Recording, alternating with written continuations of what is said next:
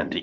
நிகழ்ச்சியின் அடுத்த நிகழ்வாக நமக்கு ஹீலர் பாஸ்கர் ஐயாவின் சிந்தனைகள் செவிக்கு தேனா என்பதை விட நம் வாழ்க்கைக்கு அற்புதமான விஷயங்களை அள்ளி தந்து கொண்டிருக்கிறார். அந்த வகையிலே இன்று பாத்தீங்கன்னா ஹீலர் பாஸ்கர் ஐயாவின் தினம் ஒரு சிந்தனையில் ஆடியோ மூலம் நாம் பாஸ்கர் ஐயாவின் சிந்தனையை கேட்க இருக்கிறோம்.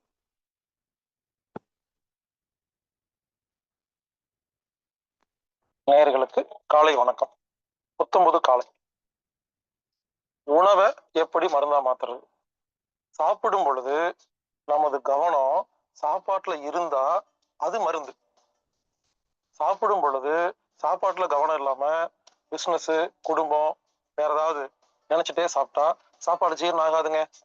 அதனால சாப்பிடும் பொழுது கவனத்தை சாப்பாட்டுல வைங்க, வேற எதுவுமே நினைக்காதீங்க. செஞ்சு பாருங்களேன், உணவு மருந்தா மாறுங்க. உடனே சில பேர் கேட்கறாங்க, அது எப்படிங்க? வாய் தானே சாப்பிடுது, வயிற்றுக்குள்ள தானே போகுது, மூளைக்கு என்ன வேலை கொடுத்தா உனக்கு என்ன அப்படின்னு சில பேர் கேட்கறாங்க. நியாயமான கேள்விதான், பதில் சொல்றேன். சாப்பிடும் பொழுது நீங்க எதை நினைக்கிறீங்களோ அது சம்பந்தப்பட்ட ஜீரண சுரப்பி தான் சுரக்கும், சாப்பாடு ஜீரணம் மட்டும் சுரக்காது. நிரூபிக்கிட்டா உங்களுக்கு நிரூபிச்சு காட்டுறேன். இப்போ உங்களுக்கு ஒரு ஜிலேபி நான் கொடுக்க போறேன். இப்போ வெந்நீல ஊர்ன ஜிலேபின்னு வச்சுக்கோங்களேன். எனக்கு இன்னைக்கு பிறந்த நாள். உங்க எல்லாத்துக்கும் நானு வெந்நீலே ஊர்ன ஜிலேபி கொடுக்க போறேன். எல்லாரும் கற்பனை பண்ணுங்க, எங்க ஜிலேபி எவ்வளவு இனிப்பா இருக்கும். வெந்நீலேயே ஊர்ன பட்டர் ஜிலேபி. எல்லாரும் கொஞ்சம் யோசிச்சீங்க. நான் சொல்லும் பொழுது பல பேத்துக்கு எச்சில் ஊறிச்சா? ஏன் ஊறிச்சு? ஏன்னா வெண்ணெய் ஏற்கனவே சாப்பிட்டுருக்கோம், ஜிலேபி ஏற்கனவே சாப்பிட்டுருக்கோம். அப்போ நம்ம ஏற்கனவே ஜிலேபி வெண்ணெய் சாப்பிட்டனால அதை பத்தி நினைச்ச உடனே, மூணு நினைச்ச உடனே எச்சில் ஊறுதா? இப்ப நமக்கு பிடிச்ச ஒரு உணவோட பேர் சொன்னது எச்சில் ஊறுதா? ஏன் ஊறுது? அப்போ மூளை எதை பத்தி யோசிக்குதோ அது சம்பந்தப்பட்ட சுரப்பி உடம்புல சுரக்குங்க. உதாரணத்துக்கு இட்லி, தோசை, பொங்கல், சப்பாத்தி இருக்கு இல்லைங்களா?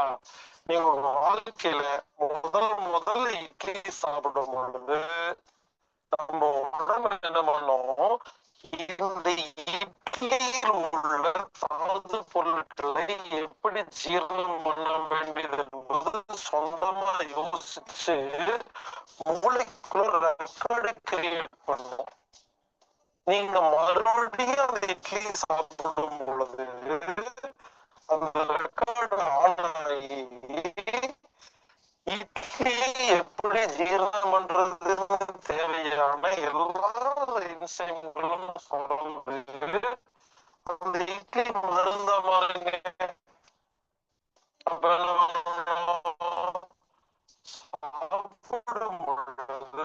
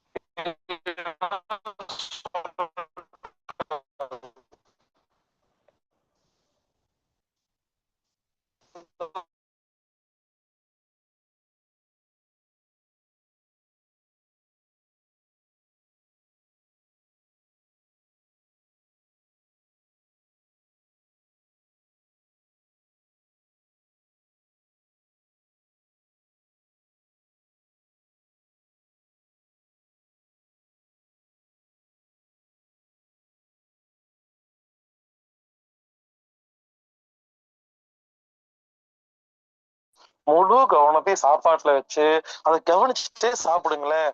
ஏங்க ஒரு 5 நிமிஷம் 10 நிமிஷம் சாப்பிடுறோமா, அந்த 5 நிமிஷம் 10 நிமிஷத்துல எங்க யோசிக்கணும்? அதான் தினமும் யோசிச்சுட்டு தான் இருக்கிறோம். 24 மணி நேரம் எதையாவது யோசிச்சுக்கிட்டே இருக்கிறோம். அந்த சாப்பிடும் பொழுதாவது ஒரு 5 நிமிஷமாவது இந்த சாப்பாடு மருந்துங்க. உணவே மருந்து, மருந்தே உணவுன்னு சொன்னாங்களா இல்லையா? அதனால இனிமேல் சாப்பிடும் பொழுது முழு கவனத்தையும் சாப்பாடுல வச்சு இந்த குடும்பம், டென்ஷன், பிசினஸ் எல்லாம் கொஞ்சம் ஓரம் வச்சுக்கிட்டு இட்லி, தோசை, பொங்கல், தயிர் சாப்பாடு, ஆஹா சூப்பர் அப்படின்னு நினைச்சிட்டே சாப்பிட்டு பாருங்களேன், உணவு மருந்தாக மாறும். அதே சமயத்துல ரெண்டாவது, சாப்பிடும் பொழுது சாப்பிட்றதுக்கு முன்னால பிரார்த்தனை செய்யணும். அது என்ன பிரார்த்தனை செய்யணும்? நீங்க சாப்பிட்றதுக்கு முன்னால சாப்பாடை வச்சுக்கிட்டு இறைவா, இறைவானா நீங்கள் எந்த இறைவனை நம்புறீங்களோ, இறைவா ரொம்ப சந்தோஷம், எனக்கு இந்த உணவை கொடுத்தியே எனக்கு ரொம்ப சந்தோஷம், இந்த உணவை மருந்தாக மாத்துன்னு சொல்லிட்டு சாப்பிடுங்க. பிரசாதம். சொல்லாம சாப்பிட்டா கொட்டிக்கிறதுன்னு பேரு. நீங்க வேணா ஆச்சரியப்படலாம், அது எப்படிங்க சொன்னா மருந்தா மாறிடுமான்னு. மாறுங்க. ஏங்க, இறைவனை பத்தி பேசும் பொழுது அந்த பிரம்மாண்டத்தை படைச்ச இறைவன் எல்லாமே எல்லாம் வல்ல இறைவன் சொல்றோமா இல்லையா? பேசும்போது மட்டும் சொல்றோம், சாப்பாடு மாறாதா? சாப்பிடறதுக்கு முன்னால இறைவா இந்த உணவை எனக்கு மருந்தா மாத்துன்னு சொல்லி சாப்பிட்டு பாருங்களேன். அந்த எண்ணங்களுக்கு அவ்வளவு பவர் இருக்குங்க. எண்ணங்களுக்கு எவ்வளவு பவர் இருக்குன்னு தெரியுமா? நான் வேணா நிரூபிக்கிறேன். நீங்க ஒண்ணு பண்ணுங்க. ஒரு கண்ணாடி டம்ளர்ல தண்ணி எடுத்துக்கங்க, ஒரு பக்கம் வைங்க. இன்னொரு கண்ணாடி டம்ளர் தண்ணி எடுத்து இன்னொரு பக்கம் வைங்க. டெய்லியும் தண்ணி கிட்ட போயிட்டு நாயே பேயே பரதேசின்னு திட்டுங்க. அந்த தண்ணி கிட்ட போயிட்டு ஐ லவ் யூ, உன்னை நேசிக்கிறேன், வாழ்க வளமுடன் அப்படின்னு சொல்லி பாருங்களேன். சொல்லி பாருங்களேன். ஒரு 30 நாள் தான். இந்த தண்ணி அப்படியே கெட்டு போயிருங்க. அவன் தண்ணி சுத்தமா இருக்குங்க. எண்ணங்களுக்கு அவ்வளவு வலிமை இருக்குங்க. நமது எண்ணங்களுக்கே அவ்வளவு வலிமை இருக்கும் பொழுது இறைவனுக்கு இருக்காதா? இங்க பாருங்க, சாப்பிடுறதுக்கு முன்னால வா நன்றி அப்படின்னு மத்தவங்க எல்லாம் பாக்குற மாதிரி ஒரு பெருமைக்காகவோ நம்ம செய்யறோம் அப்படின்னு மத்தவங்களுக்கு காட்டணும் செய்ய வேண்டாம். மனசுக்குள்ள ஒரு 2 நிமிஷம் 1 நிமிஷம் இறைவா இந்த உணவை எனக்கு கொடுத்தியே ரொம்ப ரொம்ப சந்தோஷம், நான் உயிரோடு இருக்கிறதே சந்தோஷம், மூச்சு காத்து உள்ள போயிட்டு வருது ரொம்ப ரொம்ப சந்தோஷம், இந்த உணவை எனக்கு மருந்தா மாத்தி கொடு, உன்னுடைய எல்லா சக்தியும் அதை கொடு அப்படின்னு சொல்லி சாப்பாட்டுல உள்ள தோஷத்தை எல்லாம் நீக்கிட்டு எனக்கு இதை மருந்தா மாத்துன்னு சொல்லிட்டு சாப்பிட்டு பாருங்களேன். உணவு மருந்தாக மாறும். அதுக்கு பேரு பிரசாதம். எனவே நாம் இன்று முதல் இனிமேல் எப்பொழுது சாப்பிட்டாலும் சாப்பிடும் பொழுது முழு கவனத்தையும் சாப்பாட்டுல வச்சு அதையே கவனிச்சுட்டு இறை பிரார்த்தனையோடு சாப்பிடும் பொழுது கண்டிப்பாக அந்த உணவு மருந்தாக மாறும். இப்படி நாம் தினமும் சாப்பிட்டு வந்தால் நாம் பல வருடங்கள் ஆரோக்கியமாக நலமாக வாழலாம். எனவே வாழ்வோம் ஆரோக்கியமாக.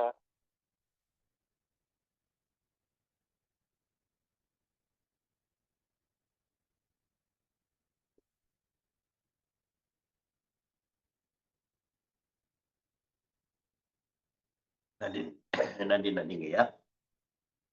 இன்றைய வேளையில் நமக்கு உணவுகளை பற்றி ஒரு அற்புதமான ஒரு நல்ல கருத்துக்களை நமக்கு ஹீலர் பாஸ்கர் ஐயா சொல்லி வராங்க. இன்றைய சிந்தனையில் நமக்கு அற்புதமான ஒரு சிறப்பான ஒரு சிந்தனை அளித்து சிறப்பித்து கொடுத்த ஹீலர் பாஸ்கர் ஐயா அவர்களுக்கு அனைவரின் சார்பாக நெஞ்சார்ந்த நன்றிகளையும் வாழ்த்துக்களையும் தெரிவித்துக் கொள்கிறோம். நன்றிங்க ஐயா. நிகழ்ச்சியின் அடுத்த நிகழ்வாக நமக்கு தீபாவளி நெருங்கி கொண்டிருக்கிறது. தீபாவளிக்கு முன்னோட்டமாக நேற்று நமக்கு அகிலாமா பல்வேறு, அதாவது எப்படி நம்ம வந்து உணவுகளை உண்ண வேண்டும், அந்த அளவுக்கு வந்து அந்த உணவுகள் வந்து எப்படி நம்ம உடலுக்கு போனா அது எப்படி நம்ம செரிமானம், உடலுக்கு உண்டான உபாதைகள் இல்லாம நம்ம எப்படி லேகியம் தயார் பண்ண முடியும் என்பதை பற்றி ஒரு அற்புதமான ஒரு விளக்கத்துடன் நேற்று நமக்கு சிறப்பான ஒரு நிகழ்வை கொடுத்தாங்க. அதே இந்த தீப ஒளி திருநாள் வந்து பாத்தீங்கன்னா எந்த அளவுக்கு நம்ம சிறப்பா கொண்டாடணும், அந்த அளவுக்கு அதனுடைய முன்னோர்கள் எந்த அளவுக்கு அதை வகுத்து வச்சிருக்காங்க அப்படிங்கிறத பத்தி இன்னைக்கு இறை சாதனை மார்க்கத்தின் இறைமதன் ஐயா வந்து அற்புதமான விளக்கம் கொடுக்குறாங்க. அதாவது தீபாவளி அப்படிங்கிறத வந்து இப்ப ஐயா சொன்ன மாதிரி அந்த சாப்பாட்டை வந்து எந்த அளவுக்கு உணர்ந்து சாப்பிடக்குள்ள நம்ம அதை வந்து உண்மையான அந்த ஆற்றல்கள் நம்ம உடல்ல பாயுதோ, அதே மாதிரி அந்த தீபாவளியை வந்து எப்படி நம்ம இன்பமாக அந்த முன்னோர்கள் வாழ்ந்த வாழ்க்கையில அந்த எப்படி அதை கொண்டாடினாங்க என்ற ஒரு அற்புதத்தை நம்ம வந்து சிறப்பாக அதை செய்யக்குள்ள, அது தெரிஞ்சு செய்யக்குள்ள கண்டிப்பாக நம்மளுடைய வாழ்க்கையும் நம்மளுடைய அந்த தீப ஒளி திருநாளும் நமக்கு சிறப்பான ஒரு நாளாக அமையும் அப்படிங்கிறத நினைவில் கொண்டு இன்றைய நிகழ்வில் நமக்கு சிறப்பானது ஒரு தீப ஒளி திருநாளை பற்றி சிறப்பான விளக்கம் அளிக்க இறை சாதனை மார்க்கத்தின் இறைமதன் ஐயா அவர்களை அன்புடன் அழைக்கின்றோம். வாழ்க வையகம், வாழ்க வையகம், வாழ்க வளமுடன். குரு வாழ்க, குருவே துணை. வாழ்க வளமுடன். அன்பர்களே, இன்னைக்கு ஆடியோ பதிவில் தான் உங்கள் கூட பேசுகிறேன். மகிழ்ச்சி, ரொம்ப சந்தோஷம். தீபாவளி அப்படின்னு சொன்னாலே அது ஒரு பெரிய மகிழ்ச்சி இல்லைங்களா? தீபாவளி அன்னைக்கு நாம் சந்தோஷமாக இருக்கிறத விட அந்த தீபாவளி வரப்போகுது அப்படிங்கிறதுல சந்தோஷமாக இருக்கிறது தான் அதிகம். குழந்தைகள்லாம் கிட்டத்தட்ட ஒரு மாதமாக தீபாவளின்னு சொல்லிகிட்டே இருப்பாங்க. புத்தாடைகள் கூடவே பல பலகாரங்கள், இன்னும் சொந்த பந்தங்களோட நம்ம சேர்ந்து இருப்பதற்கான வாய்ப்பு என்று பல்வேறு விஷயங்களை இந்த தீபாவளி நமக்கு கொடுக்குது. அதனால் இந்த புனிதமான நல்ல தினத்தில் உங்கள் எல்லோருக்கும் தீபாவளி நல்வாழ்த்துக்களை தெரிவித்து மகிழ்கிறோம். நம்ம முன்னோர்கள் எந்த ஒரு விழாவை கொண்டாடுவதற்கும் சில நோக்கங்கள் அடிப்படையாக இருக்கிறது. அதை நம்ம புரிஞ்சுக்கணும். அதில் முதல் விஷயம், விழாக்கள் எதற்காக கொண்டாடப்படுகிறது என்றால், இந்த வாழ்க்கை என்பது ஒரு கிடைத்தற்கரிய ஒரு பொக்கிஷம். இது எதற்காக கொடுக்கப்பட்டிருக்கிறது என்றால், நாம் கொண்டாடி மகிழ்வதற்காக கொடுக்கப்பட்டிருக்கிறது. இதை நாம் புரிந்து கொள்வதற்கு தான் இத்தனை விழாக்கள். அது குறிப்பா மற்ற மதங்களை விட ஹிந்து தர்மத்தில் எடுத்துக்கிட்டிங்கன்னா ஊருப்பட்ட விழாக்கள் இருக்கும். மாதம் விழா, கோவில், பண்டிகை, பௌர்ணமி, அமாவாசை, ஒவ்வொரு பௌர்ணமியும் சிறப்புடையதாக நம்ம முன்னோர்கள் வடிவமைச்சிருக்காங்க. மாதத்துக்கு ஒரு விழா வந்துட்டே இருக்கும். நீங்கள் கவனிச்சிங்கன்னா தெரியும். அப்போ இதனுடைய அடிப்படை என்னன்னா, இந்த வாழ்க்கை கொண்டாடுவதற்கானது என்பதை நமக்கு உணர்த்துகிறது இந்த விழாக்கள். அப்போ வெளிநாட்டில் சொல்லுவாங்க இல்லையா, 5 நாட்கள் அவங்க வேலைக்கு போயிட்டு 2 நாட்கள் அவங்க முழுக்க தனக்காக அதை பயன்படுத்திக்குவாங்க. முழுக்க அந்த என்ஜாய்மெண்ட்டு தான் அவங்ககிட்ட இருக்கும். சரிங்களா? நம்ம முன்னோர்கள் அதற்கு ஒரு படி மேலே போய் 5 நாட்கள் மட்டும் இல்லைப்பா, ஒவ்வொரு நாளுமே காலையும் மாலையும் நம்ம வாழ்க்கையை கொண்டாடுவதாக, அந்த இறை உணர்விலே நம்மை இணைத்து கொள்வதாக நம்மளோட வாழ்க்கை முறையை வச்சுருக்காங்க. சரி, அந்த விதத்தில் விழாக்களுடைய நோக்கம், நமக்கு கொடுக்கப்பட்ட வாழ்க்கை துன்பப்படுவதற்காக அல்ல, கஷ்டப்படுவதற்காக அல்ல, மகிழ்ச்சியாக கொண்டாடுவதற்காக அப்படிங்கிற ஒரு புரிதல் நமக்குள்ள வரணும். சரி, ரெண்டாவது, நீங்கள் மகிழ்ச்சியாக இருக்கிறதுக்கு எது தடையாக இருக்கிறது அப்படின்னு பார்த்தா, நம்ம உடலில் இருக்கிற நோய்களும் மனதில் இருக்கிற தேவையற்ற குணங்களும் தான் நாம் மகிழ்ச்சியாக இருப்பதற்கு தடையாக இருக்கிறது. சரிங்களா? நீங்கள் நல்லா சிந்திச்சு பார்த்தீங்கன்னா, உங்களுக்கு என்ன வேணும் அப்படின்னு உங்களுக்கு நீங்களே கேள்வி கேட்டு பாருங்களேன். மன அமைதி வேணும், உடல் ஆரோக்கியம் வேணும். இந்த 2 தவிர உங்களுக்கு எதுவுமே வேணும்னு இருக்காது. நீங்கள் சிந்திச்சு பாருங்கள். மேலோட்டமாக பார்த்தா எனக்கு இது வேணும், அது வேணும், நிறையா வேணும் அப்படிங்கிற மாதிரி நினைப்போமே தவிர, ஆழ்ந்து நீங்கள் சிந்திச்சிங்கன்னா எனக்கு என்னதான் வேணும் அப்படின்னு நீங்கள் உட்கார்ந்து ஒரு நாள் சிந்திச்சு பாருங்களேன். மன அமைதியும் உடல் ஆரோக்கியத்தை தவிர வேற எதுவும் உங்களுக்கு வேணும்னு இயற்கையில் இல்லை. ஏன் இவ்வளோ கான்ஃபிடென்ட்டாக சொல்கிறேன்னா, நமக்கு வரக்கூடிய பிரச்சனைகள் எல்லாத்தையும் எடுத்து அனலைஸ் பண்ண ஞானிகள் அத்துணை பிரச்சனைகளையும் 2 பிரிவாக பிரித்தாங்க. ஒன்று உடல் நோய், இன்னொன்று மனநோய். இந்த மனநோய்ங்கிறது தான் மன அமைதியின்மை, குழப்பம், கோபம், பொறாமை, கவலை, வெறுப்பு, வஞ்சம், இதெல்லாம். அப்போ உடல்லையோ மனதிலேயோ நோயற்ற நிலை வாழ்வது தான் மனித வாழ்க்கையில் மகிழ்ச்சிக்கான ஒரே தேவை. அப்போ இதை உணர்ந்து கொண்ட ஞானிகள், மகான்கள் என்ன பண்ணாங்க, இந்த மனிதனை, உடலை நலப்படுத்தணும், மனதை வளப்படுத்தணும். இதுதான் மொத்த ஆன்மீகத்தினுடைய நோக்கமும் விழாக்களினுடைய நோக்கமும் அதே தான். நீங்கள் பார்த்தீங்கன்னா ஒவ்வொரு விழாவிலையும் கடவுள் அவதாரம் எடுத்து ஒவ்வொரு அசுரனை அழிப்பதாக அந்த விழாக்கள் இருக்கும். நீங்கள் தெரிவிச்சுக்கலாம், நிறைய பேருக்கு தெரியும். இப்போ திருச்செந்தூர் சூரசம்ஹாரம் அப்படின்னா என்ன? சூரனை முருகர் வதம் செய்ததாக அந்த நிகழ்வு கொண்டாடப்படுகிறது. சூரன் என்றால் அசுரன். அந்த அசுரனை முருக கடவுள் வதம் செய்கிறார். இப்போ நவராத்திரி விரதம் நாம கும்பிடுறோம். மகிஷாசுரனை சக்தி தேவி வதம் செய்கிறாள் இல்லையா? இந்த தீபாவளியில என்ன நம்ம சொல்றோம்? நரகாசுரனை கிருஷ்ணர் வதம் செய்கிறார். மகாபாரதம் என்ன சொல்லுது? கௌரவர்களை பாண்டவர்கள் வதம் செய்தார்கள். ராமாயணம் என்ன சொல்லுது? ராவணனை ராமன் வதம் செய்தார். இதெல்லாம் எதை குறிக்குது அப்படின்னா, தீய சக்திகளை நல்ல சக்திகள் வதம் செய்கின்றது என்பதை குறிக்கிற விஷயம்தான் இது. சரிங்களா? அப்போ நம்ம மேலோட்டமா பார்த்தா இது ஏதோ ஒரு கெட்ட சக்தியை ஒரு நல்ல சக்தியை அழிச்சுது அப்படிங்கிற மாதிரி நமக்கு தெரியும்.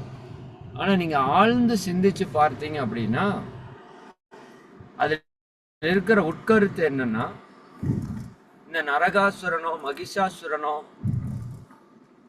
அல்லது முருகர் வதம் செய்த சூரனோ இதெல்லாம் யாருன்னா நம்மகிட்ட இருக்கிற கெட்ட குணங்கள்.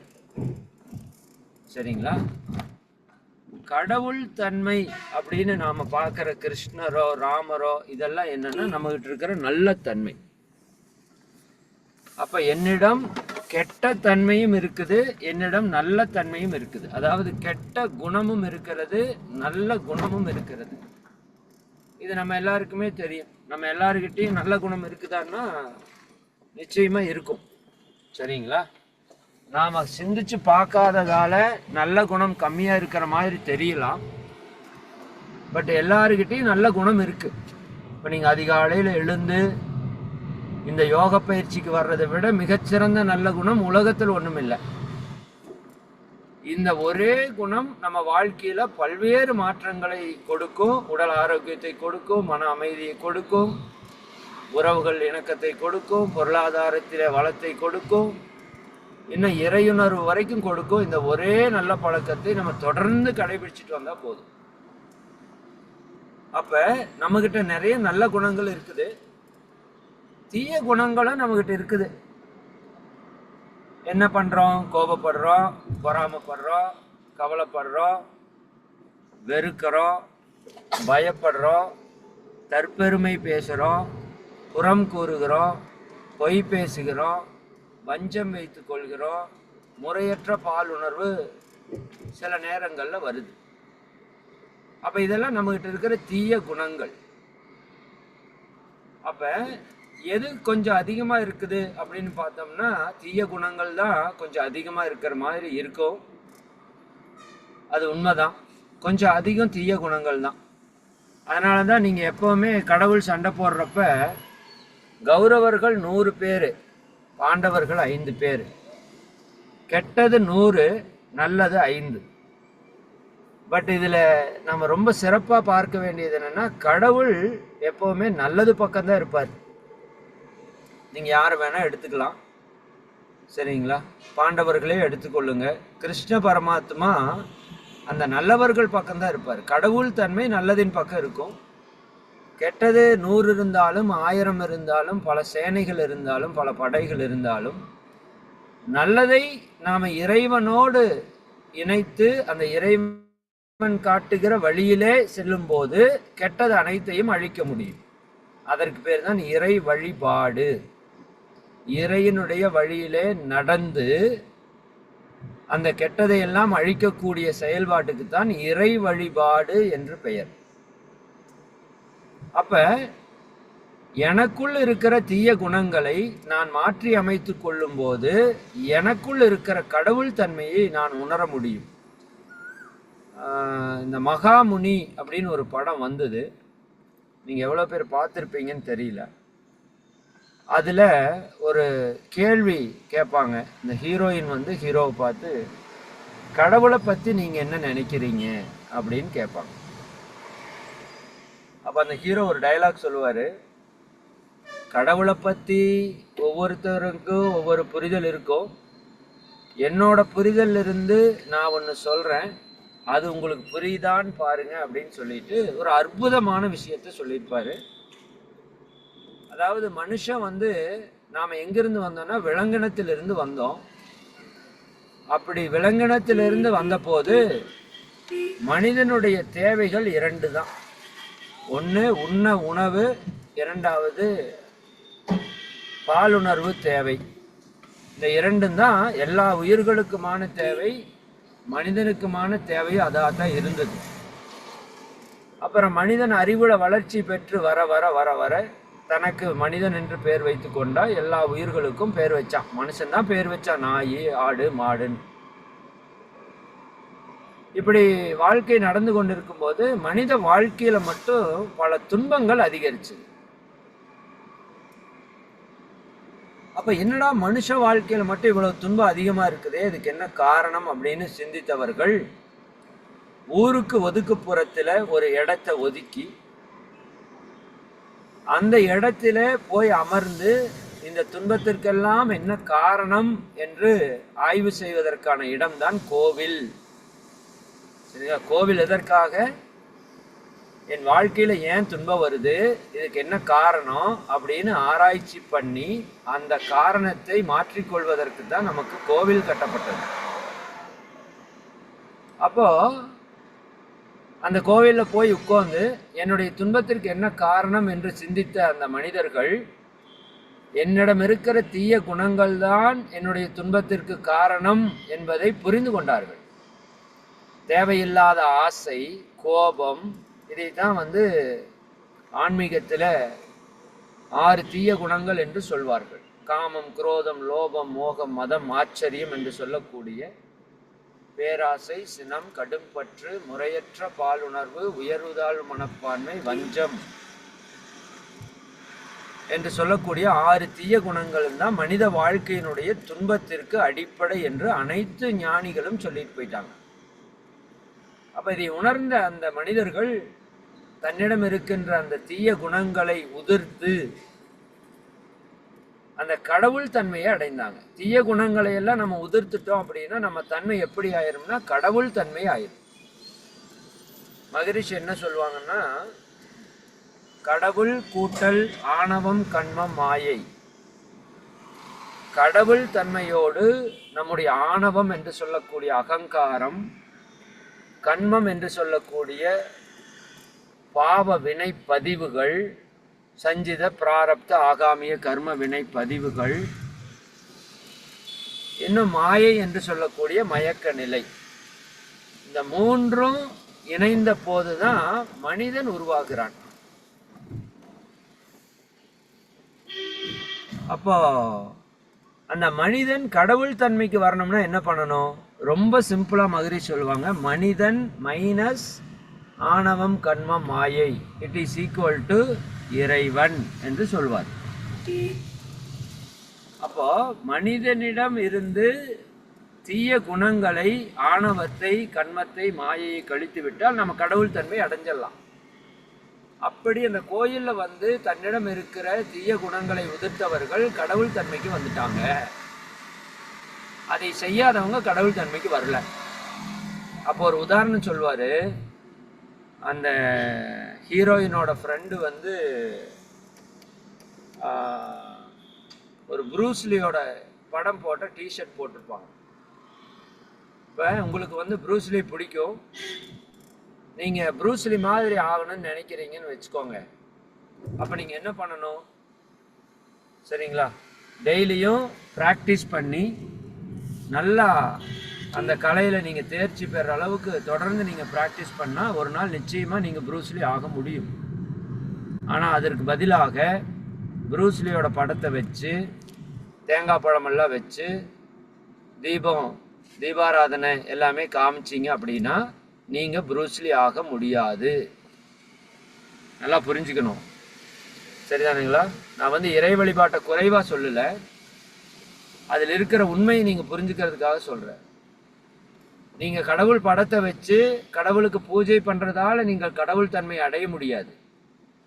சரிங்களா? அது ஒரு தொடக்க நிலையாக அதை நீங்கள் வைத்துக்கொள்ளலாம். சரி, சாமி கும்பிடுறது, தீபாராதனை காட்டுறதுல ஒரு சயின்டிஃபிக்கான விஷயம் இருக்குது, அதில் மாற்று கருத்து இல்லை. பட் அது மட்டுமே உங்களை கடவுள் தன்மைக்கு கொண்டு போயிருமா, இறை உணர்வு கூட்டிகிட்டு போயிருமான்னா சத்தியமாக கூட்டிகிட்டு போகாது. அப்போ அதற்கான ப்ராசஸ் பண்ணணும். நம்ம இல்லையா? அப்ப அந்த தீய குணங்களை உதிர்ப்பதற்கான செயல்களை தான் இந்த விழாக்கள்ல பண்றாங்க. விழாக்கள்ல தீபாவளியில என்ன பண்றாங்க? முதல்ல அதிகாலையில எழுந்திருக்க சொல்றாங்க, சரிங்களா? அதுல அந்த எள்ளு எண்ணெய்க்கு இருக்கிற ஒரு மாபெரும் சிறப்பை நமக்கு உணர்த்துறாங்க. அந்த எள்ளு எண்ணெய் நம்ம உடம்பிலே பல நோய்களை போக்கக்கூடிய தன்மை கொண்டது, சரிங்களா? அதனாலதான் அதுக்கு பேர் எள்ளு எண்ணெய் என்று வைக்காமல் நல்ல எண்ணெய் என்று வைத்திருக்கிறார்கள். இந்த ஒரு வார்த்தையே போதும் அந்த எண்ணெயினுடைய சிறப்பை சொல்வது. இத்தனை எண்ணெய்கள் இருக்கிறது, எந்த எண்ணெய்க்குமே நல்ல எண்ணெய் என்று பெயர் இல்லை. அதனுடைய கடலை எண்ணெய், தேங்காய் எண்ணெய், சரி, விளக்கு எண்ணெய், ஆமணுக்கு எண்ணெய், இப்படிதான் நம்ம பேர் இருக்குதே தவிர நல்ல எண்ணெய் என்று எதை சொல்றாங்க? அப்போ அது எள்ளிலிருந்து எடுக்கப்பட்ட எள்ளு எண்ணெயை தான் நல்ல எண்ணெய் என்று சொல்கிறார். ஏன்னா இந்த நல்ல எண்ணெயை பயன்படுத்தும் போது அது நம்ம உடம்பிலே பல நோய்களை குணப்படுத்துகிறது என்று இன்னைக்கு விஞ்ஞானம் ஒற்றுக்கொள்கிறது. குறிப்பாக மனிதனுடைய சரும நோய்கள், எலும்பில் வரக்கூடிய நோய்கள், வெப்பம் சார்ந்த நோய்கள் என்று பல்வேறு நோய்களை குணப்படுத்தக்கூடிய வல்லமை அந்த எள்ளு எண்ணெய்க்கு இருக்கிறது. அப்ப அந்த எண்ணெய் குளியலை முக்கியத்துவப்படுத்தி இந்த தீபாவளியில ஒரு சடங்கு செய்யப்படுகிறது. அதுவும் குறிப்பாக அதிகாலையிலே எழுந்து அந்த சூரிய உதயத்திற்கு முன்பாக அந்த எள்ளு எண்ணெய் என்று சொல்லக்கூடிய நல்ல எண்ணெயை கொஞ்சம் சூடுபடுத்தி அந்த எண்ணெயை நம்ம உச்சி முதல் பாதம் வரை தேய்க்கணும். தேய்த்து அது வெந்நீரிலே குளிக்கணும். அப்ப அந்த காலத்துல எல்லோருமே குளிர்ந்தண்ணியில குளிக்கிறது தான் நம்முடைய பழக்கமாக இருந்தது. பட் இந்த எண்ணெய் தேய்ச்சி குளிக்கிறப்ப மட்டும் குளிர்ந்தண்ணியில குளிக்க கூடாது.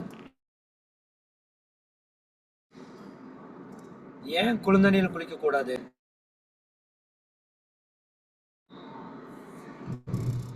எள்ளு எண்ணெய் முதல்லயே குளிர்ச்சி, எள்ளு எண்ணெய் முதல்லயே குளிர்ச்சி. அதற்கூட இன்னும் குளிர்ந்தண்ணி ஊற்றினீங்கன்னா இன்னும் அதிக குளிர்ச்சியாக மாறிவிடும். அப்ப அதிக குளிர்ச்சி என்பது எப்படி அதிக சூடு உடலுக்கு நோயோ அதுபோல் அதிக குளிர்ச்சியும் இந்த உடலுக்கு நோய் தான். ஏதோ ஒரு படத்துல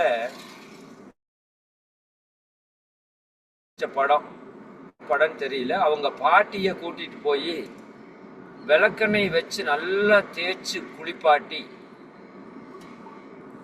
நல்லா இளநியை உடைச்சு குடிக்க சொல்லுவாங்க. அந்த பாட்டி இரவுல ஜன்னி வந்து இறந்துருவாங்க. இது உயிரை போக்கக்கூடிய அளவுக்கு தன்மை கொண்டது இந்த ட்ரீட்மெண்ட். இப்படி எல்லாம் கொலை பண்றதுக்கு நுட்பத்தை கண்டுபிடிச்சிருக்கா பாருங்க. அப்ப உடல்ல அதிக குளிர்ச்சி வந்தா உடம்புல ஜன்னி வந்து உயிர் போயிடும். எப்படி அதிக சூடு வந்தால் நமக்கு நோய் வருதோ அப்படி. அப்போ எள்ளு எண்ணெய் தேர்க்கும் போது உங்க உடம்பு நல்ல குளிர்ச்சி ஆகும். அப்ப அந்த அன்னைக்கு மீண்டும் உடலை குளிர்ச்சிப்படுத்துற எந்த செயலையும் செய்யக்கூடாது, சரிங்களா? அதனாலதான் அந்த அன்னைக்கு வெந்நீரிலே குளிக்க வேண்டும், ரசம் சாதம் சாப்பிட வேண்டும், குறிப்பாக பகலிலே தூங்கக்கூடாது, இன்னும் பாலுறவிலே ஈடுபடக்கூடாது என்று பல்வேறு கண்டிஷன்ஸ் இருக்கு. அப்ப அதை சும்மா சொன்னா மக்கள் செய்வாங்களா?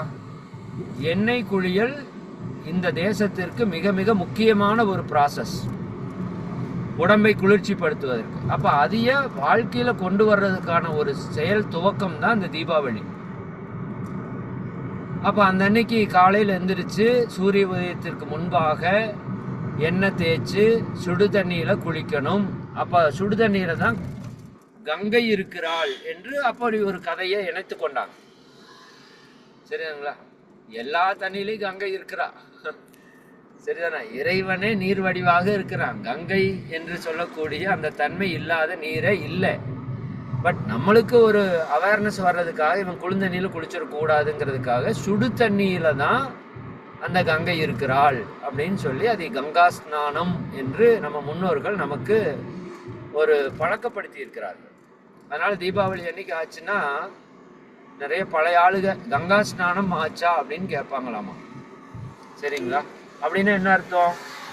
சுடு தண்ணியில எண்ணெய் தேய்ச்சி குளிச்சிட்டீங்களா அப்படின்னு அர்த்தம். எண்ணெய் தேய்ச்சி நீங்க குளிச்சிருந்தா கங்கா ஸ்நானம் எடுத்ததற்கு ஒப்பு என்று சொல்லி அதை ஒரு முறையாக வழிபடுத்தினாங்க.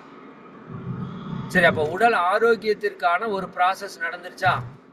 சரிங்களா, உடல்ல இருக்கிற நோய்களை குணப்படுத்துவதற்கு ஒரு செயல் செய்தாச்சு. அதற்கப்புறம் மனதை மகிழ்ச்சிப்படுத்தணும், மனதில் இருக்கிற தீய குணங்களை எல்லாம் அகற்றணும் இல்லையா? அப்ப என்ன பண்றோம்? மனதுல மகிழ்ச்சிக்காக புத்தாடைகளை அணிகிறோம், நல்ல வாய்க்கு ருசியாக பல ஆகாரங்களை, ஆக்சுவலா பழத்தை ஆகாரமாக எடுக்கணும், அதை நாம பலகாரமாக மாற்றிக்கொண்டோம். சரிதானுங்களா? பழத்தை ஆகாரமாக எடுத்தவர்கள் வாழ்க்கையிலே நோய் என்பது இருக்காது. அப்போ அந்த பழ ஆகாரம் எடுத்துக்கொள்ளுங்கள்னு சொன்னதை நம்மால் பலகாரமா பண்ணிட்டான். ஆனா தீபாவளிக்கு ஒரு சிறப்பு என்னன்னா, இந்த எள்ளு எண்ணெயை உடம்புக்கு வெளியில கொடுத்து நன்மை செய்தது போல உடலுக்கு உள்ளேயும் அந்த எள்ளு எண்ணெயை கொடுத்து நன்மை செய்ய முடியும் என்று நம்ம முன்னோர்கள் கண்டறிந்ததனுடைய வெளிப்பாடு தான் இந்த எள்ளு எண்ணெயில பலகாரங்கள் செய்வார்கள். அது இரும்பு வடச்சட்டியை பயன்படுத்தி நெருப்போடு அதை இணைத்து எள்ளு எண்ணெயில் அந்த பலகாரம் செய்யும் போது அந்த பலகாரத்திற்கென்று சில சிறப்புகள் சக்திகள் இருக்கு. அப்ப அந்த பலகாரத்தை சாப்பிடணும். அப்போ அது எப்பவுமே சாப்பிடலாம்னா எப்பவுமே சாப்பிடக்கூடாது. சரிங்களா? அப்போ அந்த பலகாரங்கள் நம்ம ரெகுலரா சாப்பிடாம இன்னைக்கு புதுசா சாப்பிட்றோம், அதனால உடம்புல சில தொந்தரவுகள் வர்றதுக்கு வாய்ப்பு இருக்கு. ஏன்னா ஆயில் ஐட்டம் நம்ம சேர்த்தாம இருக்கிறோம்ல, இப்போ புதுசா சேர்த்துறோம். அப்ப அந்த தொந்தரவு வரக்கூடாதுன்னு தான் நமக்கு என்ன கொடுக்குறாங்க? தீபாவளி லேகியம். சரிங்களா? பாருங்க, சாப்பிட்றதுக்கும் கொடுத்து இந்த சாப்பாட்டுல தொந்தரவு வரக்கூடாதுன்னு ஒரு லேகியத்தையும் பண்ணி ஓமம் போன்ற பொருட்களை எல்லாம் போட்டு அந்த வயிற்றை சீரமைக்கிறதுக்கு ஒரு லேகியமும் கொடுக்குறாங்க. ஆனா இன்னைக்கு நாம சாப்பிடக்கூடிய ஸ்வீட்ஸ் எல்லாமே முழுக்க முழுக்க மைதா மாவும் வெள்ளை சர்க்கரையும் பாலும் இணைத்த 3 மகா விஷம் இணைந்த விஷத்தை தான் நம்ம சாப்பிட்றோம். இது எல்லாம் அந்த லேகியம் சரிப்படுத்துமானா எனக்கு தெரியல. சரிங்களா? இன்னைக்கு நம்ம தீபாவளி கொண்டாடுவது என்பது நம்ம உடலை ஆரோக்கியப்படுத்துவதற்கா, நம்ம மனதை அமைதிப்படுத்துவதற்கான்னு பாருங்களேன். ஆக்சுவலா தீபாவளி என்பது ஒரு சிலருடைய கருத்து என்னன்னா தமிழர்களுடைய விழா அல்ல என்று ஒரு சிலருடைய கருத்து இருக்கு. அது ஏன் அப்படி இருக்குன்னா, தமிழர்கள் உயிர்ம நேயம் கொண்டவர்கள். தமிழர்களுடைய எந்த ஒரு விழாக்களிலுமே எந்த உயிரையும் துன்புறுத்துவதற்காக ஒரு செயல் இருக்காது. இந்த தீபாவளியிலே பட்டாசு வெடிக்கிறது அப்படின்னு ஒரு கலாச்சாரம் வந்திருக்குது. அந்த கலாச்சாரம் தமிழர்களுடைய வாழ்வியல்ல இருந்திருக்கிறதுக்கு வாய்ப்பு இல்லை. இப்ப எதற்காக பட்டாசு வெடிச்சிருப்பாங்க அப்படின்னா, இப்ப நீங்க சபரிமலை போறப்ப வெடிப்பாங்க, நிறைய பேருக்கு தெரியும். எதற்காக என்றால் அது ஒரு காட்டுப்பகுதி.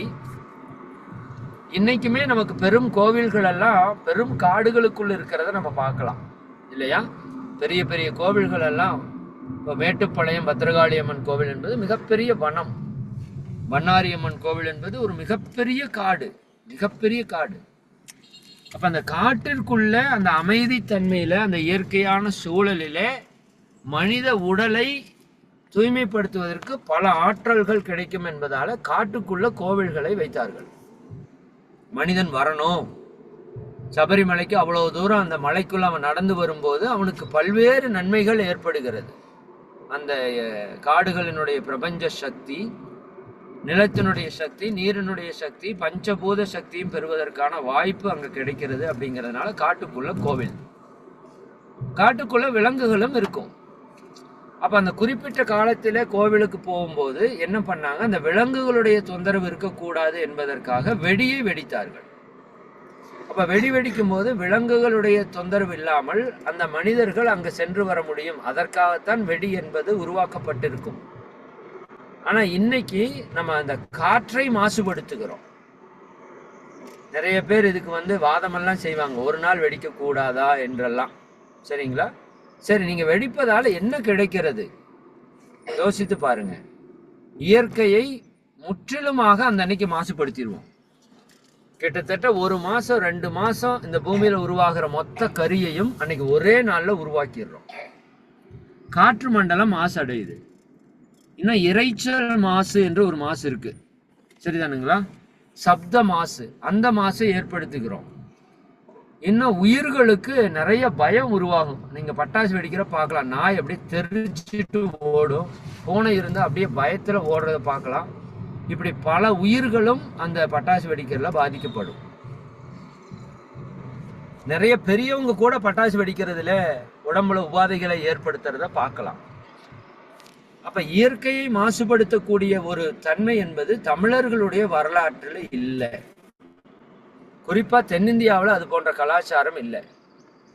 அப்ப அதனால இது தமிழர்களுடைய விழா அல்ல என்று ஒரு சிலர் பேசுறாங்க. அப்ப விழாக்கள் என்பது நம்ம எல்லா உயிரையும் ஒன்றாக பார்க்கணும். அப்ப அந்த தீபாவளி அன்னைக்கு நான்வெஜ் சாப்பிடக்கூடாது, இது நிறைய பேருக்கு தெரியாது. சரிங்களா? இந்த புரட்டாசி மாதத்துல ஏன் நான்வெஜ் சாப்பிடக்கூடாதுங்கிறாங்கன்னா, இந்த தீபாவளி அதற்கு முன்னால வரக்கூடிய புரட்டாசி, தீபாவளி ஐப்பசியில வருது, கார்த்திகை, மார்கழி, இந்த 4 மாதங்களும் பருவ காலத்திலே மழைக்கான காலம். ஐப்பசியில அடைமழை என்று சொல்வார்கள், கார்த்திகையில கடும் குளிர், மார்கழியிலையும் கடுமையான குளிர், சரியான தைல தலையே நடுங்கும் குளிர் என்று சொல்வார்கள். அப்ப இந்த 3-4 மாதங்களும் மழையும் குளிரும் கடுமையாக இருக்கிற காலம் இந்த பூமியில. அப்ப இந்த நோய் தொற்றுக்கள் எல்லாம் எப்ப வரும் அப்படின்னா, இந்த குளிர்காலத்துல அதிகமா வர்றதை நீங்க பார்க்கலாம். நம்ம நிறைய ஆஸ்பத்திரி போவோம் குளிர்காலத்துல, காய்ச்சல் வந்துருச்சு, சளி பிடிச்சிருச்சு, தொற்று வந்துருச்சு. வெயில் காலத்துல அவ்வளவு இருக்காது. ஏன்னா வெயில் அடிக்கும் போது அந்த வெயில் வந்து எல்லா கிருமிகளையும் அழிக்கிற சக்தி அந்த வெயிலுக்கு இருக்கு. அதனாலதான் சூரியனுக்கு அவ்வளவு முக்கியத்துவம் இருக்கு. அப்ப சூரியன் அதிகமா இருக்கிற நாடுகள்ல நோய்களுடைய தாக்கம் கம்மியா இருக்கும். இன்னைக்கு உலகத்துல சூரியன் குறைவா இருக்கிற நாடுகள்ல, குறிப்பா அந்த வெளிநாடுகள், ஃபாரின் நம்ம சொல்லக்கூடிய நாடுகள்ல நிறைய நோய்கள் வருவதற்கு காரணம்னா சூரியன் இல்லைங்க. அப்ப குளிர்ச்சி இருக்குது, பனித்தன்மை இருக்குது, அதனால நிறைய நோய் கிருமிகள் தொற்றுக்கள் இருக்கு. அதனால அவங்க ரொம்ப சுத்தத்தை கவனிப்பாங்க. நீங்க பார்த்தா தெரியும், ரொம்ப சுத்தமா வச்சிருப்பாங்க. ஏன்னா இல்லாட்டி நோய் வந்துடும் அவனுக்கு. நம்ம இந்தியா மாதிரி சுகாதாரம் இல்லாமல்லாம் இருந்தோம் அப்படின்னா அவன் மொத்தமா நோயில அழிஞ்சிருவான். அதனால ரொம்ப ஹைஜீனிக்கா வச்சிருப்பாங்க, எல்லாம் கிளீனா இருக்கணும், இருந்துதான் ஆகணும், வேற வழி இல்லை. இங்க அப்படி இல்லை. நீங்க இல்லைனாலும் இயற்கை அதை சரிப்படுத்துற அளவுக்கு ஆற்றல் இருக்கு. அப்போ அந்த 4 மாதங்கள்ல நாம ரொம்ப தூய்மையா இருக்கணும் அப்படிங்கிறத தொடங்கிறதுக்கு தான் புரட்டாசி மாதத்தில காலையில் எழுந்து குளித்து கோவிலுக்கு போகணுங்கிற பழக்கம். அது ஐப்பசியில தீபாவளியை முன்னிட்டு, தீபாவளி அன்னைக்கு காலையில் எந்திரிச்சு குளிக்கணுங்கிறது மட்டும் நோக்கம் அல்ல. அதற்கு அடுத்த 30 நாட்கள் நீங்க காலையில் எந்திரிச்சு குளிக்கணும். இதுதான் சாஸ்திரங்கள் சொல்லுது. நீங்க வேதங்களை புரட்டி பார்த்தா சாஸ்திரங்கள் சடங்குகள்ல தீபாவளிக்கு அடுத்த 30 நாட்களும் நீங்க எப்படி இருக்கணும்? அதிகாலையில எழுந்து 6 மணிக்கு முன்பாக பச்சை தண்ணீர்ல குளிக்கணும். அப்பதான் தீப ஒளி என்பது என்ன? தீப ஆவளி என்று சொல்வார்கள் ஒரு சிலர். தீபம் என்றால் விளக்கு ஒளி, ஆவளி என்றால் வரிசை. அப்ப விளக்குகளை வரிசையாக வைத்து வழிபடக்கூடிய, வணங்கக்கூடிய நாள். இன்னொரு விளக்கம் என்னன்னா, ஞான மார்க்கத்துல ஒரு இருட்டான ஒரு அறை இருக்குது. அந்த அறைக்குள்ள போய் உங்களை ஏதாவது ஒரு வேலை செய்ய சொல்றாங்க, ஏதாவது பொருளை எடுக்க சொன்னா நீங்க எப்படி எடுப்பீங்க? உதாரணத்துக்கு இருட்டு சமையல் கட்டில் போய் உங்களை டீ போட சொன்னா எப்படி போடுவீங்க? போட முடியாது. அப்ப அங்க ஒரு விளக்கை ஏற்றினா என்ன பண்ணும்? அந்த விளக்கு இருளை அகற்றி என்ன பண்ணுது? இருளை அகற்றி நமக்கு வெளிச்சத்தை காட்டுகிறது. அப்ப அந்த வெளிச்சத்தில எல்லாமே தெளிவாக தெரிகிறது. அப்ப எல்லா செயலையும் நீங்கள் துன்பமின்றி மகிழ்ச்சியாக செய்ய முடிகிறது. அது போல நம்ம வாழ்க்கையில அறியாமை என்ற இருள் மண்டி கிடக்கிறது. கொஞ்ச நஞ்சம் அல்ல.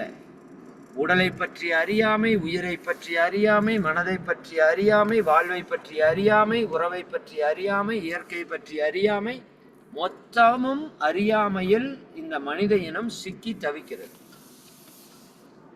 அப்ப இந்த மனித இனத்திற்கு என்ன வேண்டும்? அறிவு என்ற ஒளி வேண்டும், இல்லையா? எப்படி தீபம் இருள் என்ற ஒரு தன்மையை போக்கி வெளிச்சம் என்ற ஒரு விஷயத்தை கொடுத்து நமக்கு துன்பத்திலிருந்து காக்கிறதோ, அது போல அறியாமை என்ற இருளை போக்கி அறிவு என்ற ஒளியை ஏற்றக்கூடிய திருநாள் தான் தீப ஒளி திருநாள். இதை நீங்க ஆழமா புரிஞ்சுக்கணும். எல்லா விழாக்கள், எல்லா மதங்கள், சடங்குகளுடைய நோக்கமும், ஆன்மீக யோகத்தினுடைய நோக்கமும் மனிதனிடம் இருக்கிற அறியாமையை போக்கி அறிவு என்ற தீபத்தை ஏற்றி அவனுடைய வாழ்க்கையில துன்பத்தை போக்க வேண்டும். உங்களுக்கு நான் முதல்லயே சொல்லியிருக்கிறேன், சாம்பார் வைக்கிற அறிவு இருக்கிறவங்க சாம்பார் வச்சா சாம்பார் நல்லா இருக்கும். சாம்பார் வைக்கிற அறிவு இல்லாதவர்கள் சாம்பார் வைத்தால் அந்த சாம்பார் நல்லா இருக்காது. அப்ப அந்த சாம்பார் இன்பத்தை கொடுக்கணும்னா சாம்பார் வைக்கிற அறிவு வேண்டும். அப்ப உங்களுடைய வாழ்க்கை இன்பத்தை கொடுக்க வேண்டும் என்றால் வாழ்க்கையை பற்றிய அறிவு வேண்டும். உடல் இன்பத்தை கொடுக்கணும்னா உடலை பற்றிய அறிவு வேண்டும். மனம் இன்பத்தை கொடுக்கணும்னா மனதை பற்றிய அறிவு வேண்டும். உறவுகள் இன்பத்தை கொடுக்கணும்னா உறவுகளை பற்றிய அறிவு வேண்டும்.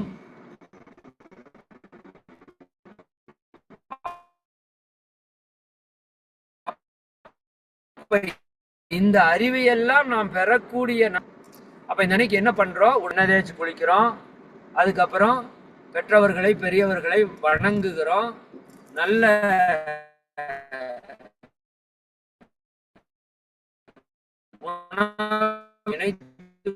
எல்லாருக்கும் நல்லது செய்யறோம். குறிப்பாக பண்டம், ஈகை, பண்டிகை என்று சொல்வார்கள். பண்டம், ஈகை, பண்டிகை அப்படின்னா என்ன?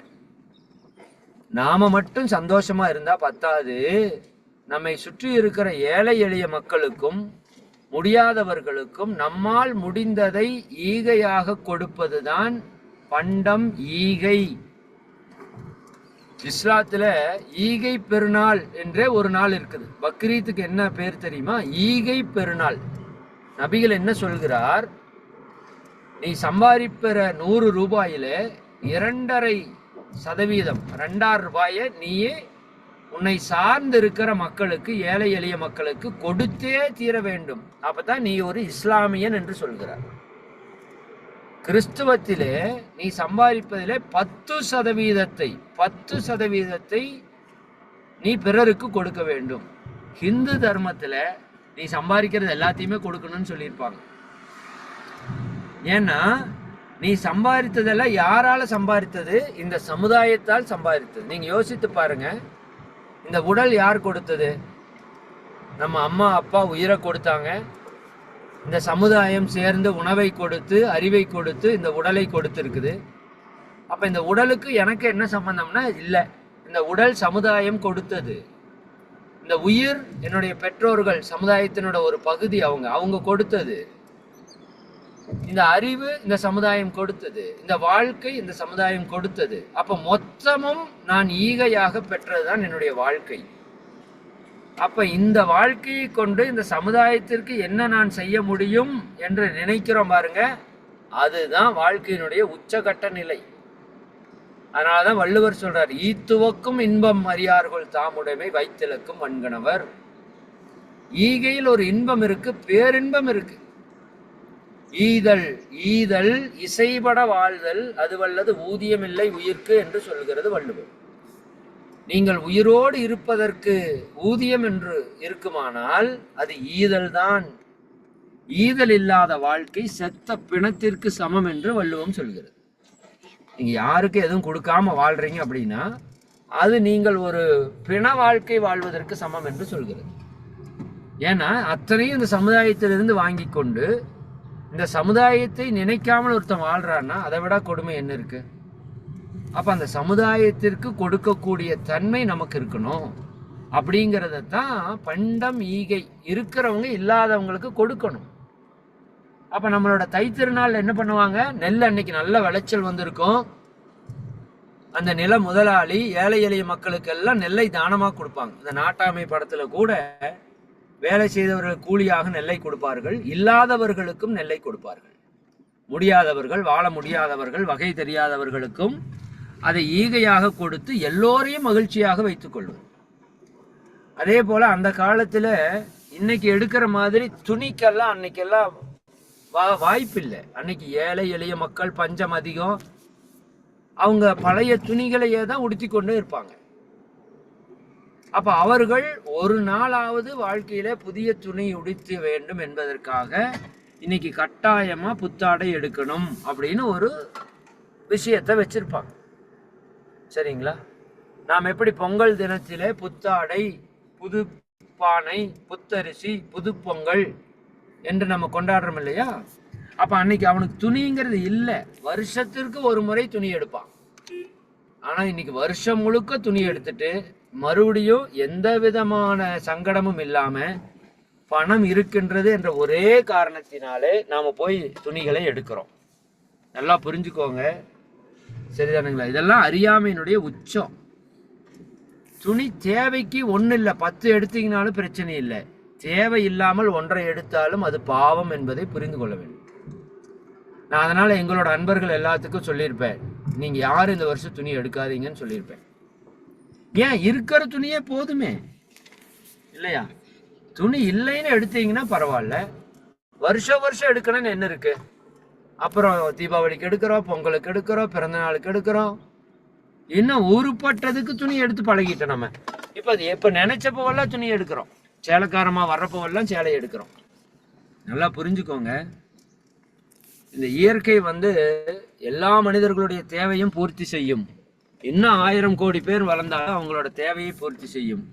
ஆனால் ஒரு மனிதனுடைய ஆசையை கூட அதனால் பூர்த்தி செய்ய முடியாது. அதை நீங்க புரிஞ்சுக்கணும், சரிங்களா? அப்ப தேவைக்கு செய்யணுங்கிறத இந்த விழாக்கள் நமக்கு உணர்த்துது. அப்ப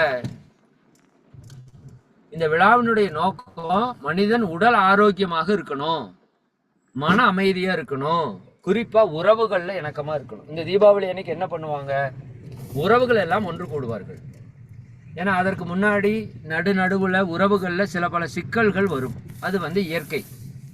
உறவுகள்ல துன்பம் வருவது, சிக்கல் வருவது என்பது ஒரு இயற்கை. ஏன்னா ஒருத்தருக்கு ஒருத்தர் கருத்து வேறுபாடு, முரண்பாடு நிச்சயமா வரும். அது வரலைன்னா தான் நீங்க தப்புன்னு நினைக்கணும், வந்தா நல்லதுன்னு நினைக்கணும். அப்ப அந்த உறவில வந்த அந்த துன்பங்களை மாற்றி அமைத்துக் கொள்வதற்கு என்ன வழி?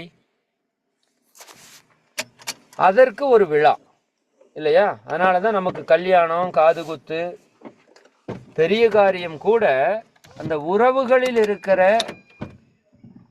உடைத்தலை இணைப்பதற்கான ஒரு வாய்ப்பு. அதுக்காகத்தான் பாருங்க, இந்த சீர் செய்யணும்னா அவங்க அக்கா செய்யணும், அண்ணன் செய்யணும், தம்பி செய்யணும், தங்கச்சி செய்யணும், மாமா செய்யணும், மச்சான் செய்யணும், அவங்க தான் தண்ணி ஊற்றணும், அப்படி இப்படி நிறைய சடங்கு வச்சிருப்பாங்க. ஏன்னா இந்த உறவுகளில் ஏதாவது சிக்கல் வந்திருந்தால் கூட அதையும் இந்த விழாக்கள் பூர்த்தி செய்யும். அதனால இந்த சீர் கொடுக்கறதெல்லாம் கூட இன்னைக்கு வரைக்கும் இருக்கும். தீபாவளிக்கு அந்த பொண்ணு மாப்பிள்ளை முதல் தலை தீபாவளின்னு சொல்லி அவங்கள கூப்பிட்டு அவங்களுக்குள்ள ஏதாவது உறவுகளில் சில பிரச்சனைகள் இருந்தாலும் அதை சரிப்படுத்தி கொண்டு மீண்டும் மகிழ்ச்சியாக தன்னுடைய வாழ்க்கையை தொடங்குவது. சரிதானுங்களா? அந்த விருப்பு வெறுப்புகள் என்று சொல்லக்கூடியது தான் நரகாசுரன் என்ற அசுரனை மையப்படுத்துவது. நரகாசுரன் ஒருத்தர் இருந்தாரா, கிருஷ்ண பரமாத்மா அவர் அழிச்சாரா, அதெல்லாம் நமக்கு தெரியாது. ஆனா அவங்க சொல்ற விஷயம் என்ன, மனித வாழ்க்கை சொர்க்கமாகவும் வைத்து கொள்ளலாம், நரகமாகவும் வைத்து கொள்ளலாம். அது நம்ம கையில தான் இருக்கு. சொர்க்கமாக வைத்துக் கொள்வது அப்படிங்கிறது என்ன? என்னுடைய வாழ்க்கை சாதாரண வாழ்க்கை அல்ல, அது மிக உயர்ந்த ஒரு தெய்வீகமான வாழ்க்கை. சுவர் அகம் என்று சொல்வார்கள். நான் இந்த உடல் அல்ல, இந்த உயிர், நான் இந்த பிரபஞ்சம் முழுக்க நிறைந்திருக்கிற பேராதார சக்தி என்று ஒரு மனிதன் உணர்ந்த போது அந்த வாழ்க்கை சொர்க்க வாழ்க்கையாக இருக்கும். நரக வாழ்க்கைனா என்ன? நரன் என்றால் மனிதன், சரிதானா? இந்த உடல் அளவிலே தன்னை எல்லை கட்டி கொண்டு இதில் இருக்கிற பொருள், புகழ், அதிகாரம், புலன்பத்திலே சிக்கிக்கொண்டு நம்ம வாழ்க்கையை துன்பமாக வாழக்கூடிய வாழ்க்கை நரக வாழ்க்கை என்று பெயர். நரகம் சொர்க்கம் என்பது வெளியே எங்கேயும் இல்லை, உங்களுக்குள்ளதான் இருக்கு. இன்றைய வாழ்க்கையை நீங்க மகிழ்ச்சியா வாழ்ந்தீங்கன்னா அது சொர்க்கம்.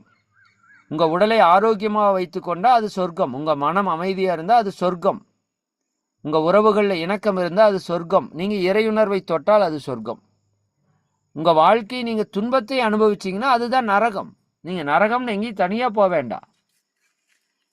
நம்மை உடலளவில் எல்லை கட்டி கொண்டு தேவையற்ற குணத்திலே நம்மை துன்புறுத்துவது தான் நரக வாழ்க்கை. அப்ப எனக்குள்ள இன்ப துன்பத்திற்கு காரணம் நான் தான், என்னட்டு இருக்கிற மனதான், மனதில் இருக்கிற தீய குணம்தான் அப்படிங்கிறத புரிந்து கொண்டு எனக்குள்ள இருக்கிற தீயதை அழிப்பதற்கான ஒரு முயற்சி தான் இந்த விழாக்கள். அதுல குறிப்பா ஒன்றை சொல்லி நான் நிறைவு செய்கிறேன். இந்த மகான்கள் கண்டுபிடித்த நாட்கள் இருக்கு பாத்தீங்களா, அந்த நாட்களுக்கு மிகப்பெரிய சக்தி இருக்குது. ஏன்னா இவங்க போன வந்த எல்லா நாளையும் விழாக்கள்னு வைக்கல. எந்தெந்த நாட்களிலே பிரபஞ்ச ஆற்றல் அபரிமிதமாக பூமியிலே விழுகிறதோ, இப்போ உதாரணத்துக்கு இப்படி சொன்னா உங்களுக்கு புரியும். இப்போ சூரியன் ஒரு நாள் முழுக்க அடிக்குது 12 மணி நேரம்.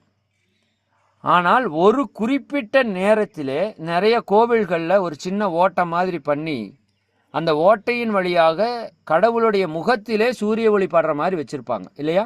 திருச்செந்தூர் போனீங்கன்னா என்ன நாள்னு தெரியல, ஒரு நாள் வருடத்திலே ஒரு நாள் மட்டும் நேரா அந்த ஹோல்ஸில் படுற சூரிய ஒளி முருக பகவானுடைய முகத்திலே அடிக்கும். இப்படி நிறைய கோவில்களில் நீங்கள் பார்க்கலாம். அப்போ எல்லா நாளும் சூரிய ஒளி வருது, ஆனால் அந்த ஒரு நாள் அந்த குறிப்பிட்ட நேரம் நேரடியாக அந்த கடவுள் மேல் அந்த ஒளி படுகிறது. அப்படி இந்த பூமியின் மேல இந்த இறை சக்தி, பிரபஞ்ச சக்தி அபரிமிதமான ஆற்றலை கொடுக்கறதுக்குன்னு சில நாட்கள் இருக்கு. இதைத்தான் நம்ம முன்னோர்கள் பயங்கரமா ஆராய்ச்சி பண்ணி கண்டுபிடிச்சிருக்காங்க. அதுல தான் இந்த அமாவாசை, பௌர்ணமி இது எல்லாமே அதுக்குள்ள வருது. எப்படி சனியினுடைய ஆற்றல் திருநள்ளாற்றுல நேரா தாக்கத்தை ஏற்படுத்துது, யோசித்து பாருங்க. அங்க போனா சேட்டலைட்டே ஒரு 2 செகண்ட் நின்றுட்டு போகுதுன்னு சொல்றான். அப்ப அந்த இடத்த கண்டுபிடிச்சிருக்காங்க. ஏதோ திருநள்ளாறுன்னு சும்மா வைக்கல. சந்திரனுடைய ஆற்றல் திருப்பதியில விழுகுது, அந்த ஆற்றல் அங்க இருக்குது. அதனாலதான் அங்க எதுக்குடா அடைச்சு வச்சிருக்காங்கன்னு நிறைய பேர் சங்கடப்படுவோம்.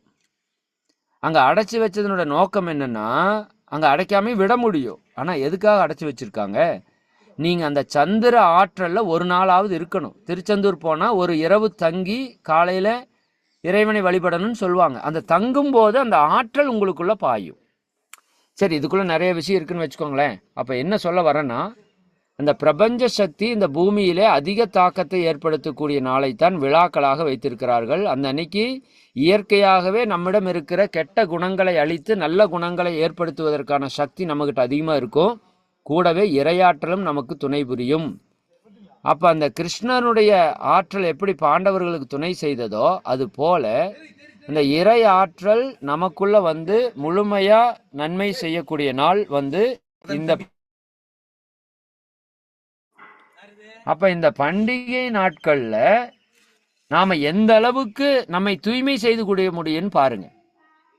நம்ம உடல் ஆரோக்கியத்தை நல்லது படுத்துறதுக்காக எப்படி நம்ம புத்தாண்டு தொடங்கும் போது நிறைய சத்தியம் எடுப்போம். நான் இனிமேல் உடற்பயிற்சி செய்வேன், காயகல்பம் செய்வேன், தியானம் செய்வேன், அல்லது நல்ல விஷயத்தை ஃபாலோ பண்ணுவேன், காலையில் நேரத்தில் எந்திரிப்பேன், நைட்டில் நேரத்தில் தூங்குவேன், இப்படியெல்லாம் சத்தியம் எடுக்கிறோம்ல, அதுதான் விழாக்கள்.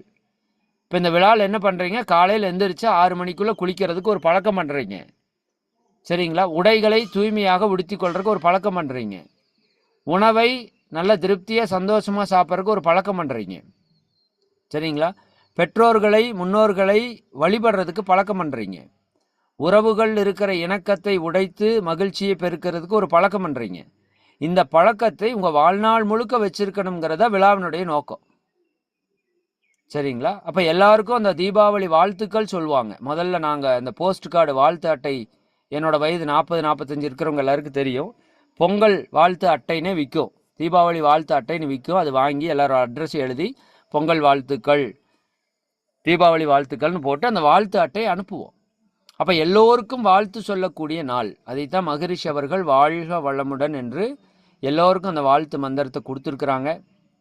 அப்போ இந்த தீபாவளி என்பது நம்ம உடலை மேம்படுத்த, மனதை உயர்த்த, தீய குணங்களிலிருந்து விடுபட, உறவுகளை மேம்படுத்த, இன்னும் ஒரு படி மேலே போய் இதெல்லாம் உணரும்போது நம்ம ஆன்மா தூய்மையாகும்.